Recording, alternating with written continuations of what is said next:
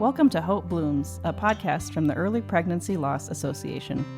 At EPLA, we seek to support women and families suffering early pregnancy loss by providing resources, education, and community. It is our vision that no one suffers miscarriage alone. Welcome back to Hope Blooms. I'm Maria Servold, EPLA's president. And I'm Emily Carrington, EPLA's executive director. Today we have with us Haley Naida, who is a mother of twin boys who lives in Texas, and she's going to share her loss story with us today. So thank you for joining us, Haley. Thank you guys so much for having me. It's been great so far. Do you want me to just get right into it, or? Yeah, I think let's just start at the beginning. That'd be great. So my story of loss, I think, is probably similar to a lot of young women. This was my first pregnancy. My husband and I got married in 2018. We got pregnant pretty quickly right after that. We were, I think, 3 months married when we found out that we were pregnant. And then we miscarried in February of 2019 on Valentine's Day. It was a little bit of a different type of miscarriage. It's called a missed miscarriage. I think it's actually more common than people think it is, where your body essentially doesn't register that you have lost the baby and your pregnancy kind of progresses, and then you find out on an ultrasound that there's no heartbeat. So how many weeks were you at that ultrasound? It was 13 weeks, I think. Or rather, at the ultrasound, we lost the baby at 13 weeks, but at the ultrasound, must have been my second visit. I don't remember exactly the number of weeks it was, but it was like the second normal visit.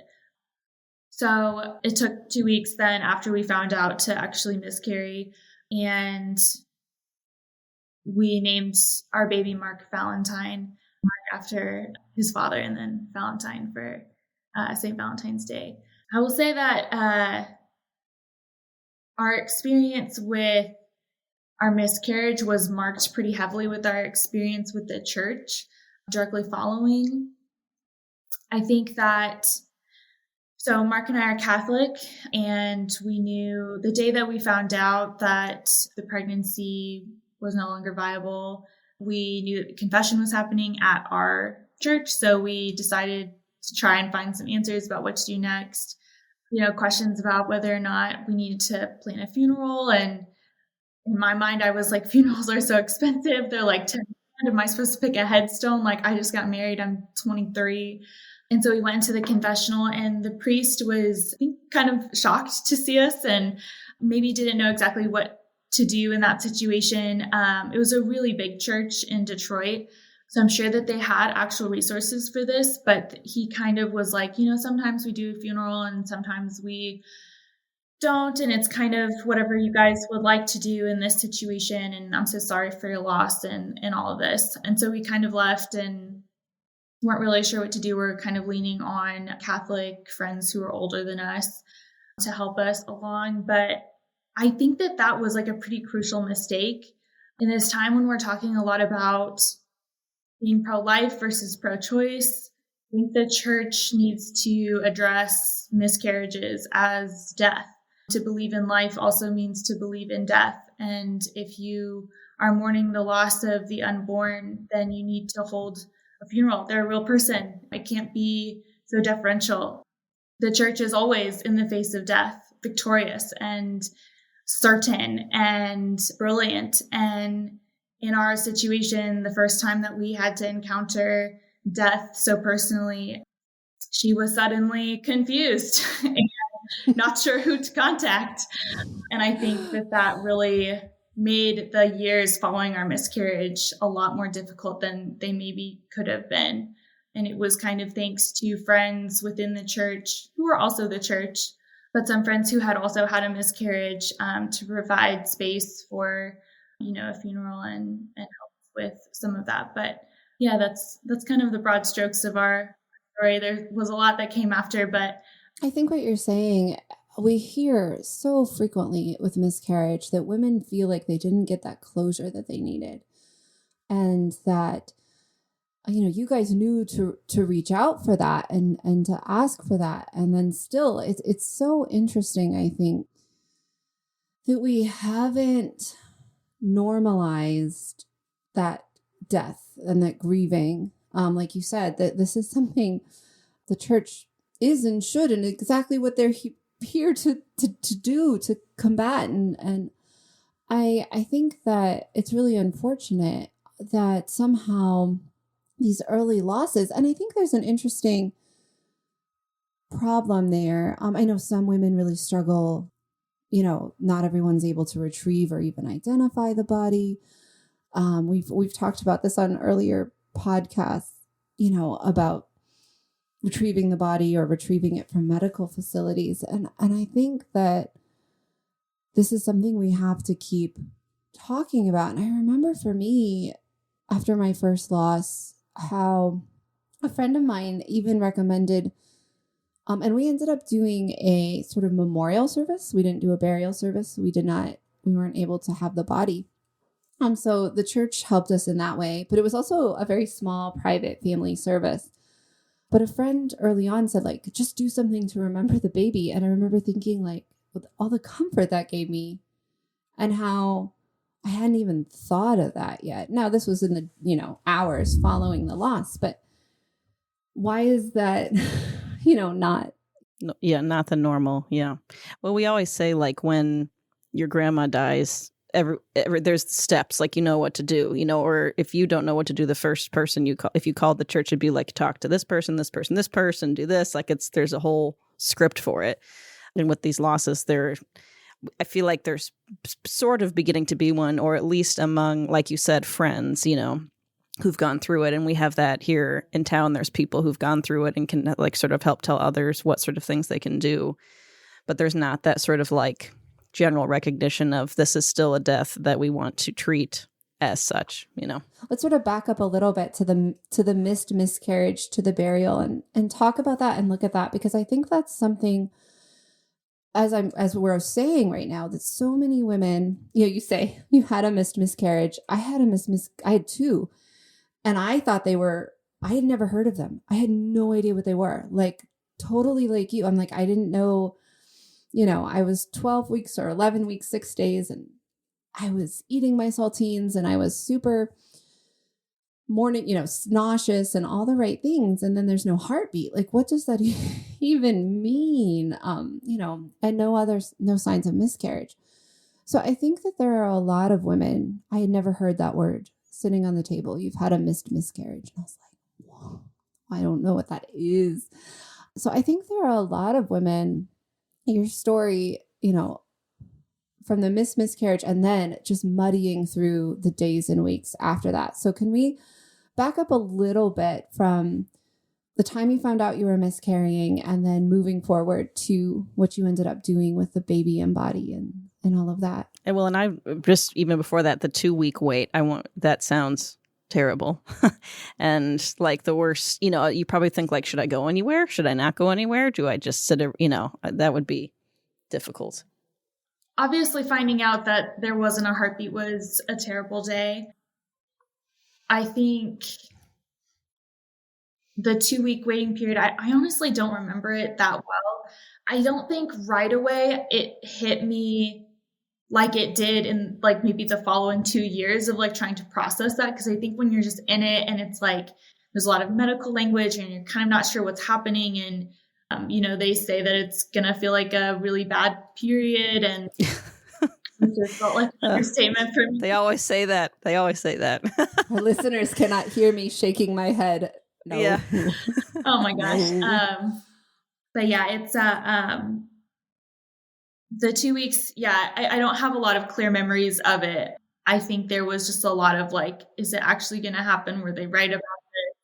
And then, you go through the miscarriage, and I was talking to, at that point, we had told some people that we were pregnant, and then we told them within those 2 weeks. I guess the 2 weeks were spent telling people that we were going to experience a miscarriage. And we had a couple of people who were, either had gone through a miscarriage or who knew someone who was, like, a nurse, and those people were a little bit more in contact with us. And one woman in particular who was actually my sponsor when I came into the Catholic Church, she, was on the phone with me like the night that we had the miscarriage, just making sure, like I wasn't bleeding too much, or, at this point, do this. If you're not this, go to the hospital, like that kind of thing. Mm-hmm.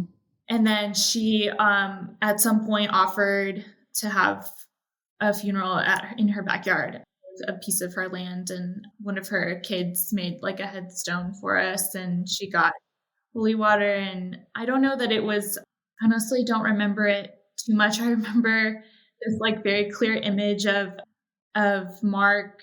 It was like February in Michigan. And so like, it's just like snowy and icy, and he's just like beating the ground with like a shovel, and we like boiled water and we're like pouring water and then like beating it with a shovel, and just kind of this horrifying image. Trying to get into the ground. Yeah. Oh man. No, it was, that was a tough day. Well, it's good that she offered those things. And we talk about that a lot on the podcast. Like, what can friends and family members do? Like, how can they help? And, some people might feel weird about, for instance, being like, I'll talk to you on the phone that night and those kind of things. But that's what, at least offering it and giving you the chance to say yes or no is huge, rather than assuming someone's okay and then they're feeling alone. Yeah. And we've said a million times, like, there's no dignity in leaving her alone to bleed on the bathroom floor. Right. Right. And if you are in that kind of relationship with someone, be there. Mm-hmm. I'm sorry, Haley, I interrupted you. No, that's okay. No, I completely agree. I think that for people who are friends with someone, I get asked that a lot, like, what can we do that would be helpful? I think respecting it like as an actual death is definitely the first step. You know what to do at a funeral. You make them a meal. You follow up in the weeks to come. You send flowers. There were a few people that sent us flowers, and I remember that meaning a lot to us. I think, and then just like continuing to acknowledge the life, because they are still, alive, not in like the physical sense, but, when I just passed what some people would have called my first Mother's Day, but I think it was really special to me when people acknowledged it as my fifth Mother's Day. That's more true of our experience, and it honors the life that we lost. And I would also say that, our first child is as alive to us as our children who are alive here. He's just not with us. Yes. And other people recognizing that is hugely meaningful. Yeah. Yeah. Did you get a kit from us? I'm trying to remember. I think maybe. Yeah, I did. We didn't have it for the actual miscarriage. We were in Detroit, but we did use the box and everything for it, the funeral. So that was. Oh, great. Yeah. Good. Glad it was helpful. Yeah. I just had one more question about the sort of an earlier part. We often have talked about the way, how it felt with like the medical professionals. Like, did it go well? Were there people who were great? Were there people who were not? You mentioned the thing, some of the things they said, which, that's sort of our running. It's like the thing they always say, the heavy period thing. But were there things about that you would like to share that were interesting or important, you think? I don't know that I had a great OB/GYN experience, but I also had never really been to the OB before. So I would say that my OB experience with the twins was a lot better, but I also had very low expectations coming into that. I think they just have to be so clinical about it. They were obviously really upset with us, as much as they kind of could be. It is difficult though, when you are younger and it's your first pregnancy and you maybe haven't been to an OB very regularly and you're living in a new place out of college and it's your second meeting with them. It can feel very impersonal. But yeah, the medical professional part was a very brief thing. It was our second visit ever with them, and it was 30 minutes long. I think they drew blood afterwards for some reason. I remember sitting there and I was crying, and the lady was like, I don't think it's going to hurt that much to take blood from you. I was just like, that's not what's wrong. That's not the problem. Well, and those are the things. It's hard. I know it's easy I feel like medical professionals, there's so many things that we've talked about before, right? Like of all the bad things that have been said and like, please be better. But at the same time, I also think it's really easy when you're in this place of shock and grief and everything just sucks. It's like that sort of gets extended to the people around you. Mm-hmm. And I think it can be easy, which makes, you know, a good experience that much more amazing. But sort of this difficulty, they know they're in a tender place. And I think sometimes it's easy to I'm not saying this, but like, you know, it's just sort of, man, it's just hard for anything. Right. Well, and like, yeah, mine also, Haley, was my first pregnancy, and it was at 9 weeks. And mine was, I guess, just the kind where you just start bleeding, which is terrifying in itself. But yeah, so I had maybe met the OB once before, and it was this, you know, so then I'm like beside myself and she hardly knows me, you know, and then I went to the ER. So then it's like people in the ER who are used to doing many kinds of things, but not that so much, you know. And so I sort of felt like if these people were having to fix a broken arm, I feel like that would be better because they're just not really understanding my emotional needs. But then also, do I need to, you know, should I expect them to? Like, what else have they seen today that's terrible, you know, that I don't even know about, you know? Yeah. And just to keep themselves from burnout, I feel like they have to be somewhat emotionally detached from what's going on. I think for me, like in my reflection on everything that happened, I focus less on the medical professionals just because you don't know like their faith or their background or professionally and legally what they're allowed to do in this. Right. Like, I just don't know enough about that to really be like, here's how you can improve. But yeah, I think my 2 cents. But I think that for the church, I do feel like we can speak on this and should. And I think one thing that I'm trying to do more is to speak out as soon as you get pregnant, like announcing right away. Because miscarriage does happen so often, and people, let's call it what it is. It's 2023. It's a silencing of women and their pain and their suffering. Well, and I think it's so crazy that we don't, I remember when I had my first pregnancy was a miscarriage too. And I think it was like, we followed, you know, this was 9 years ago now. And like, it was totally, you don't announce before 12 weeks. And we followed that. But like, it was like, oh, then you don't have to tell people if you miscarry. Well, then we spent all our time telling everyone, oh, we were pregnant, but now we're not. And that wasn't. Or lying, easier. Like I did. I told people I had the flu, which was I tried to not lie. helpful. And all my coworkers are like, that's a lie. Yeah. Tell me what's happening. So, but then I found like actually talking about it was better and affirming, right? Yeah. And because then you have support. Like if it goes well, you have support. And if something bad happens, you have support, as opposed to being alone, spinning a web of lies. One thing I was so, right. In this silence or these lies, right. This one thing I was so mad about too, is that like no one remembered, once my baby died, no one remembered the life of my baby. There was no joy. There was very little. We had told family, and, you know, so we had a few days of happiness, and I'm glad we had those. And I wish we would have had more of that. More people enjoying those days of joy and anticipation. Yeah. Yeah. Right. Like, weep with those who weep, but rejoice with those who rejoice. Like, and I think you're right, Haley. You're, you know, not the first person. I think the church is so primed. This is to have answers. One thing we try to do, and I think we're working on doing even better, is equipping the church with information across denominations, you know, that we've tried really hard to not necessarily provide we want to provide information that is common and could prepare whoever, whether it be clergy, whether it be women's ministry, to prepare those people for those conversations. And, you know, and funeral homes often provide free services, but that's not something people know. I didn't even know if we learned that till we went to a meetup of loss groups over in Detroit. And somebody said, oh yeah, this funeral home we work with provides all the funeral stuff for free for miscarriages. And we were like, what? Yeah. And then there's this whole complication. I mean, we should do a future podcast on this. We really should, on burying your baby. It's different everywhere. But there's different cemeteries. Like cemeteries will require a death certificate, but death certificates are not usually issued that early. I never received a death certificate for any of mine.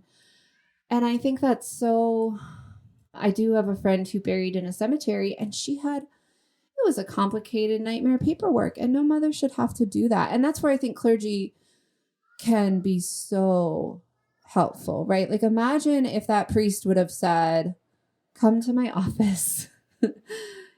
We're going to call this funeral home and we're going to get you a kit. I'm going to do the red tape to get you a plot. What do you need? And I think some of that just comes from an unfortunate can I call it an oversight? That are they really, how do we, the whole call, one thing we've been fighting for, right, like the last 6-7 years has been this awareness, right? So how many clergy believe it is just a heavy period and we need to give her space? Right. Yeah. So that's sort of like try to give them information that they can pass on, when we try to have kits as many places, a lot of places, or at least like I know that in churches around town here, we have little signs that say, we have these kits. Here's what's in them. Here's what they're for. Ask for one, so then people who are working there can make that known or whatever. I feel like people should get it during their marriage prep. Here's a box. Mm-hmm. This is a reality. This is it. This is part of your NFP training. Yeah. Just so you have it, because either you or someone you're going to know in the next years is going to have a miscarriage. So yeah. I mean, the three of us here, it's like all of our first pregnancies were losses, which feels, you don't expect that when you get married. You don't expect that that's how it's going to be. And I was 27 and I'd been married for 5 years, but I still felt young and vulnerable and not sure not equipped to ask the doctor the right questions, or, we weren't able to get the body of our baby. And I think now I probably, even if I wouldn't have gotten the body, I think I would have handled that situation a little differently. And we've talked before, the DNC was the proper thing to do, but, I just didn't feel equipped to have the right conversation or questions. I think we need to talk about it as you prepare to have children and as your friends prepare to have children. And not just, I think it's twofold while we're talking about the church in general. I think the church needs to be nimble on the physical experience, just as if something else happens, we have sort of an understanding of someone had an accident, they can't walk, here's what they might need, as well as then, of course, the theological questions and distress that are going to that could possibly come from that, right? So I think there's beautiful answers there. And I think you're right, Haley. I love starting with talking about your pregnancy at the beginning. Yeah. And I think, at least for me, my experience, just the thought of planning your funeral, or if someone had told me you need to do something to remember your baby, I remember at the time being very afraid of that and not wanting physical reminders and being very afraid of a headstone, and that the feeling that I might need to come back to a place every year to commemorate a life. That whole thing felt very scary to me. And I think, actually don't know what we would have done if we didn't have a friend come by and just say I'm making this decision for you. We're going to have all of this. We're going to do it the right way. Because I think a lot of people in that moment make a choice that they might regret later. Because at the time, the physical stuff feels like that's all it is, or, it's too much in your face or something. But then, however many years later, that's what you're going to have and what you're going to want, probably. Yeah. And you're young, you don't know. No. And I think our whole culture shies away from death. We say what you need to do with grandma, but that's getting less and less true, right? So the more we have we don't like looking at death. Nobody does. So the more we have, celebration of life services that are detached from the actual death, which I'm not saying we can't celebrate that soul and that we shouldn't have beautiful celebrations of their time and memorial, but I see sort of a continuing separating from the mourning process that sort of looks death straight in the face. And I hope we get better. I think we can get better. But I think we're maybe, as we're talking, I'm realizing maybe we're fighting this from both ends, where we're saying at least give us the dignity of grandma. But I fear that grandma's losing some of her dignity too. And how do we continue to elevate, the affirming life and the unique, beauty of the soul when we're in a culture that's very afraid of that and needs to, right? It makes sense. No one likes it. Right? Haley, how was it in the months and years, I guess, after, as you thought about or approached, having another baby? How was, because we've talked about that before on this podcast too, and it was that way for me. It was like going in with so much fear because all I'd known so far was loss. I didn't know anything else. That was probably the hardest bit of it. Was every time, it took me almost 3 years to actually start trying again because of how terrified I was of loss.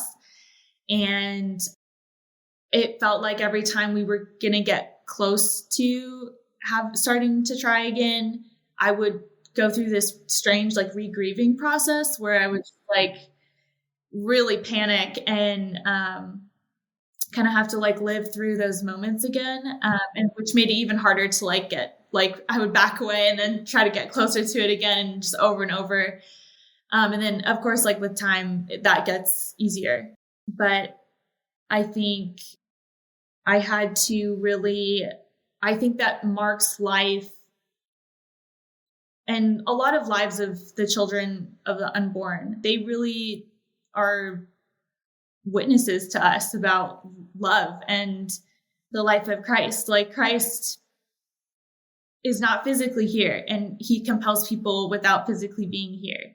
And I see Mark doing that to even today to the people around me, calling them to remember the life and lives of the unborn, and to make us look at suffering and to make us reconcile with love and to understand that love only ever gives to us. It never takes away, and that love has never disappointed us. And yeah, I think that I'm very proud of his life and all the people that he's reached without ever having to actually meet them. Mm-hmm. Mm-hmm. Thank you. Beautifully said. Well, thank you so much, Haley. I think we will end on that beautiful thought. So I don't know how we go anywhere better than that. So thank you so much, Haley, for joining us. It's been such a pleasure to talk to you, and thank you for your vulnerability and honesty. And I think that, these conversations are important, and how they do that and how we are moved by our children, right? So thank you so much. Thank you for listening to Hope Blooms, a podcast from the Early Pregnancy Loss Association. To learn more about how we and you can support women suffering early pregnancy loss, visit our website at miscarriagecare.com or find us on Facebook, Instagram, and Twitter. Thank you for listening.